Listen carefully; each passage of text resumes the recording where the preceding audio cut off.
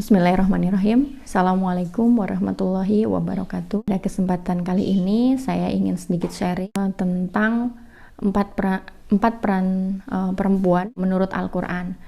Yang pertama adalah peran wanita sebagai individu. Peran wanita sebagai individu ini berkaitan dengan dirinya sendiri. Lebih difokuskan kepada ibadah individu ya.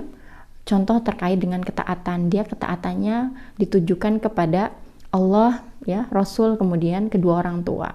Maka surga seorang perempuan yang dia masih single ya atau gadis itu adalah terletak pada kedua orang tuanya. Maka ketaatan kepada kedua orang tua itu menjadi salah satu prioritas ya. Nah, kemudian peran wanita sebagai seorang istri. Nah, nanti beralih ketika dia sudah menjadi seorang istri, nanti tanggung jawabnya dialihkan ya. Ketika ijab qabul, maka tanggung jawabnya dialihkan kepada sang suami. Dan tadi surga nerakanya ada pada suaminya. Nah, pernah mendapatkan satu kajian yang ini ya dari salah satu ustadz. Kata beliau itu ketaatan seorang istri itu mutlak terhadap suami itu ya, kecuali pada hal-hal yang mengarahkan dia kepada maksiat itu. Jadi sampai ada kan hadis Rasulullah yang mengatakan jika boleh seorang hamba menyembah kepada hamba yang lain, maka seorang istri terhadap suaminya. Nah, itu yang kedua. Kemudian yang ketiga, peran wanita sebagai seorang ibu. Peran dia sebagai ibu adalah bagaimana dia memaksimalkan ya potensi dirinya untuk melayani anak-anaknya ya, untuk mendidik anak-anaknya menjadi generasi terbaik ya. Jadi tadi peran dia sebagai ibu itu madrasatul ula ya.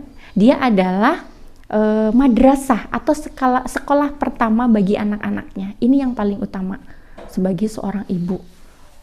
Tidak ada yang lebih utama dari ini ya. Maka maksimalkan posisi tadi ya madrasatul ula ini untuk anak-anak dia gitu ya. Kemudian peran yang terakhir adalah peran sosial. Nah, wanita juga tidak cukup ya dia menjadi individu, istri dan ibu itu. Tapi dia juga dituntut untuk berperan sosial. Kalau saya memaknai peran sosial di sini adalah bagaimana dia menjadikan dirinya bermanfaat bagi orang lain ya. Utamanya adalah dalam hal menyeru atau berdakwah. Ini juga seorang wanita memiliki kewajiban ya, meskipun nanti ada batas-batas tertentu ya terkait dengan peran sosial ini itu kan, baik itu di dalam dakwah, kemudian di dalam ranah publik yang lain itu ya.